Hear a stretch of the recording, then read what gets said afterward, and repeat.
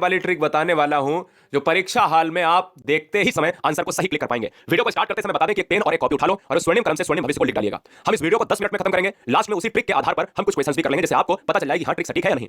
समास यहां पर हेडिंग डालिएगा। दोस्तों याद रहे कि आपको ये कोई भी किसी भी टीचर ने ऐसी ट्रिक बताई नहीं होगी आज तक। देखिए समास हेडिंग पड़ेगी, यहां से समास हेडिंग में आपको 4 क्वेश्चन स्टार्टिंग से ही इसकी परिभाषा सही पूछ लिए जाते हैं। फिर हम चलेंगे दोस्तों ट्रिक पर, ठीक है। तो देखिएगा समास को क्या कहते हैं, तो ये जान लीजिएगा कि समास संक्षिप्तीकरण ही समास है, यानी जो संक्षेप है वही समास है। पहला क्वेश्चन। दूसरा एक स्टार बना के लिख लीजिएगा कि दो या दो से अधिक शब्दों के परस्पर संबंध बताने वाले शब्दों को क्या कहते हैं, तो ये भी क्वेश्चन आया है। जब भी दो या दो से अधिक वर्ण मिलते हैं तो दोस्तों संधि बनती है और इसीलिए हमने इसको रेड कलर करके रखा है। याद रहे जब वर्ण मिलेंगे तो संधि बनेगी, संधि आंसर ढूंढिए ऑप्शन में, और जब शब्द मिलेंगे तो आप समास ढूंढिएगा। यानी दो या दो से अधिक शब्दों से मिलने से समास बनता है और जब वर्णों के मिलने से बनेगा तो वो संधि बनेगी। Doubt clear? कोई डाउट आपको क्लियर नहीं कर पाएगा, किताबी ज्ञान तो कतई नहीं क्लियर कर सकती, ठीक है ना। समास के भेद कितने होते हैं ये सब जानते हैं, नहीं पता है तो लिख लीजिएगा 6 भेद होते हैं। और याद रखिए एक और पॉइंट यहां पर पढ़ाइएगा, 4 क्वेश्चन मैंने बताया। तो समास का जो विलोम होता है वो बेटा क्या होता है, व्यास होता है। ये भी यहां से आपको जानना चाहिए।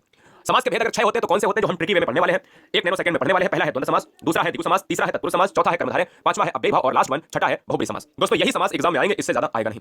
याद रहे यहां पर सबसे पहला जो है आपको डालना है हेडिंग द्वंद्व समास। द्वंद्व समास क्या है, कैसे इसको एग्जाम हॉल में बहुत आसान तरीके से हम लॉक करेंगे। सबको पता होता है कि भाई उसमें देख लो द्वंद्व समास में कि ये वाला आपको चिन्ह दिख जाए तो बस वही आंसर है। ये गलती मत करना, ये चिन्ह दोस्तों अव्ययभाव में भी मिलता है। जो आपको आज डाउट क्लियर, क्योंकि अधूरा ज्ञान लेते हैं बच्चे वही अगर खतरनाक होता है। जैसे अगर मैं आपसे कह दूं ये बताओ रात में कौन सा समास है, रात और रात में कौन सा समास है, तो बहुत से बच्चे कहेंगे द्वंद्व है, जो पूरी तरीके से गलत है क्योंकि आपने देख लिया ये चिन्ह। तो आपका ज्ञान भैया बिल्कुल पूरी तरीके से नष्ट हो गया, जिनको नहीं पता है, ठीक है ना। अगर मैं आपसे बात करता हूं द्वंद्व समास क्या होता है, सबसे पहले ये पढ़ो, बाद में हम अव्यय पढ़ेंगे। जिस समास में पूर्व पद और उत्तर पद दोनों ही प्रधान होते हैं, मतलब क्वेश्चन यहीं से बनता है, बहुत बार बना है, इस बार भी बनेगा। जिस समास के दोनों पद प्रधान हो, यानी पूर्व पद और उत्तर पद, अगर किसी समास में दोनों पद प्रधान होते हैं तो वो समास कौन सा होता है, तो लिखिए अपने नोट्स में, उसे द्वंद्व समास कहते हैं। यानी दोनों पद प्रधानता वाला समास द्वंद्व होगा, कोई डाउट नहीं। अब देखिए इसकी ट्रिक दो है, अब दो में एक ही ट्रिक आपका काम आ जाएगा। द्वंद्व समास में अधिकतम, हमने वर्ड लिखा अधिकतम, सभी में नहीं, 99% जो है इस चिन्ह का यूज होता है, 1% नहीं होता है। 99% कहां पर होता है वो भी बताएंगे दोस्तों। द्वंद्व समास में अधिकतम जो है योजक चिन्ह का प्रयोग होता है और द्वंद्व समास में और विभक्ति का लोप होता है। जैसे अगर मैं बात करूं दोस्तों राम सीता, एक तो इस तरीके से अगर लिखा है तो आपने ये देख लिया कि भैया ये वाला जो है ये वाला चिन्ह लगा है तो लगा दिया, और राम और सीता इसको तोड़ोगे तो यहां पर निकलेगा मुख से कि राम और सीता, तो तुरंत हो गया। लेकिन दोस्तों हमेशा आपको एक चीज याद रखना है कि द्वंद्व समास कब होगा। द्वंद्व समास तभी होगा जब उसके आपस में शब्द विलोम होंगे। जैसे भाई का बहन है, विलोम का मतलब है उल्टा होना, भले लिंग बदल जाए, समान नहीं रहना चाहिए। द्वंद्व समास में योजक लगा है और योजक को लगाते ही द्वंद्व मत मार देना। ये भी चेक करना कि द्वंद्व में योजक लगा है और वो विपरीत लिंग के है या नहीं, या विपरीत शब्द है या नहीं, या विपरीत विलोम है या नहीं, समझिएगा मेरी चीज। और उसमें और का लोप हो रहा है या नहीं हो रहा, यही नहीं बच्चे समझते हैं। जैसे सुख का जो है उल्टा होता है दुख, पाप का उल्टा होता है पुण्य, भाई का उल्टा बहन होता है, राम कृष्ण, माता और पिता, रात और दिन, है ना। तो ये क्या है, यह है दोस्तों आपके द्वंद्व समास है। यह चीज क्लियर हो गई। और जब सेम सेम आ जाए दोस्तों, बोले कि दिन और दिन, इसमें योजक चिन्ह देख लिया बच्चे ने लगा दिया, गलत हो जाएगा। हमें ये भी देखना है कि क्या सेम सेम तो नहीं है, अगर सेम सेम है तो द्वंद्व समास नहीं होगा। अब ये कैसे होगा ये आगे जानेंगे, उससे पहले हम द्विगु समास पढ़ते हैं। चलिए, जिस समास में पूर्व पद संख्यावाची हो, क्वेश्चन यहीं से बनता है कि जिस समास में पूर्व पद संख्यावाची हो वही द्विगु समास कहलाता है। चैनल पर पहली बार हो तो चैनल को ईमानदारी से सिलेक्शन के लिए ईमानदारी से हर शेर, हर शेरनी, हर बहन, हर भाई, हर घड़ी सब्सक्राइब कर लें। दोस्तों याद रखिएगा संख्यावाची अगर पद प्रधान है तो द्विगु समास होगा। ट्रिक क्या है कि अगर द्विगु समास में संख्या की प्रधानता है बात खत्म। जैसे नवरत्न 9 आ रहा, सप्ततीर्थ 7 आ रहा, त्रिभुवन 3 आ रहा, शतमंजिल 7 आ रहा। मेरी बात समझ में आई? बहुत आसान भाषा में आप सभी को हम चीजों को बता रहे हैं। कोई बच्चा ये नहीं कह सकता है कि भैया हमारा कोई क्वेश्चन गलत हो गया। जहां पर डिजिट होगा वहां पर बेटा क्या होगा, द्विगु समास हो जाएगा। कर्मधारय, कर्मधारय क्या है, चलिए कर्मधारय पढ़ लेते हैं और फिर आपको बताते हैं वो दिन दिन और रात रात वाला जो योजक चिन्ह वाला समस्या थी वो कहां पर आपको लगानी है, वो भी डाउट क्लियर करेंगे। कर्मधारय समास क्या होता है, कर्मधारय समास हर क्वेश्चन की परिभाषा, हर समास की परिभाषा से एक क्वेश्चन पूछा जाता है जो बच्चों को पता होना चाहिए। वीडियो लाइक जरूर कर लेना अगर अच्छा लग रहा हो, और नहीं अच्छा लग रहा है तो मस्ती से पढ़ते रहो। जिस समास में पूर्व पद विशेषण होता है उत्तर पद विशेष होता है, आपको समझ में नहीं आएगा क्योंकि यही तो किताब में लिखा है। याद रहे जो समास किसी शब्द की विशेषता बताए, हमेशा एक ट्रिक याद रखो अपने दिमाग में कि कोई भी समास आपसे पूछा जाए तो उस शब्द को, जैसे काली मिर्च है, उस शब्द को तोड़ लो दो भागों में, काली प्लस मिर्च, भले ही ना टूटे फिर भी तोड़ लो अपने मन से, भले ही ना टूटे। जैसे पीछे हमने समास पढ़ाया तो जैसे बोला नवरत्न, 9 तोड़ लिया और रत्न तोड़ लिया, कितने रत्न है 9, संख्या आई है, बोले द्विगु समास हो जाएगा। समस्या क्लियर हो गई। ऐसे ही कोई भी शब्द आपके सामने आए तो उसको तोड़ लो। यानी क्वेश्चन में पहला तो परिभाषा आप याद कर लीजिएगा कि अगर किसी समास में विशेषण पद प्रधान है तो कर्मधारय होगा, अगर किसी समास में विशेषता बताई जाती है तो कर्मधारय होगा।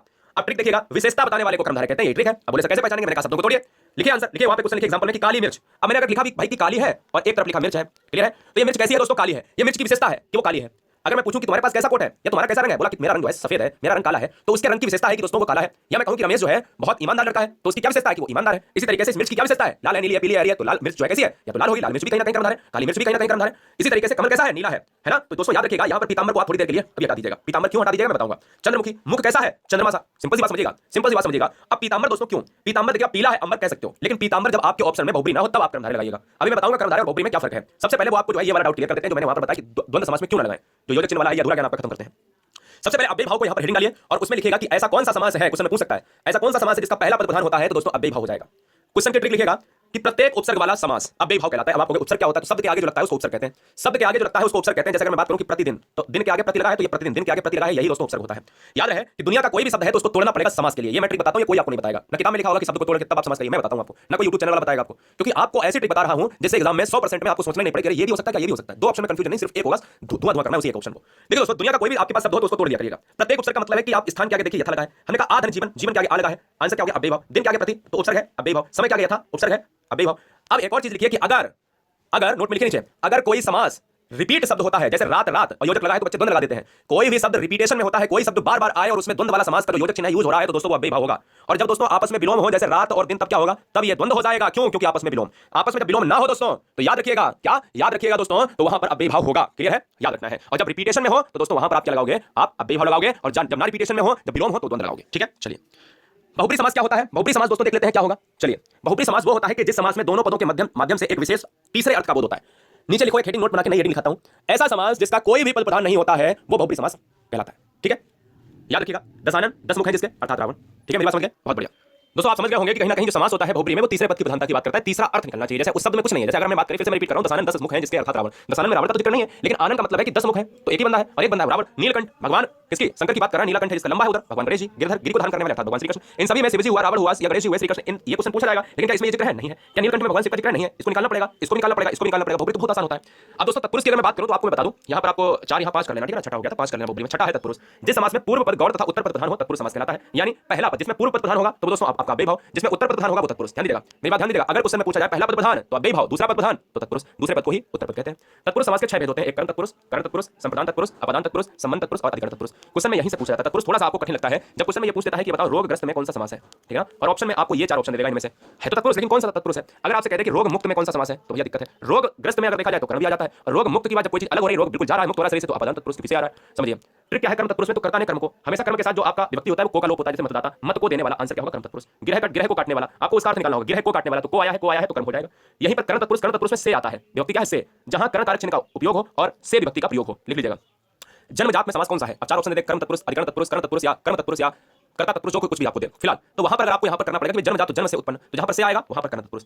याद रहे कि अलग नहीं हो रहा है। जब से अलग के रूप में होगा तो अपदान होगा। मुंह मांगा, मुंह से मांगा तो कर्ण तत्पुरुष। गुणहीन, गुणों से हीन तो भी कर्ण तत्पुरुष। मेरी बात ध्यान से सुन लो, बहुत बढ़िया। संप्रदान तत्पुरुष का मतलब क्या है जान लेते हैं। जहां संप्रदान कारक चिन्ह का लोप होता है, संप्रदान कारक चिन्ह का मतलब होता है कि कोई के लिए की बात कर रहा है, के लिए। ठीक है, और के लिए का मतलब होता है कि संप्रदान कारक होगा। आप संप्रदान तत्पुरुष को संप्रदान कारक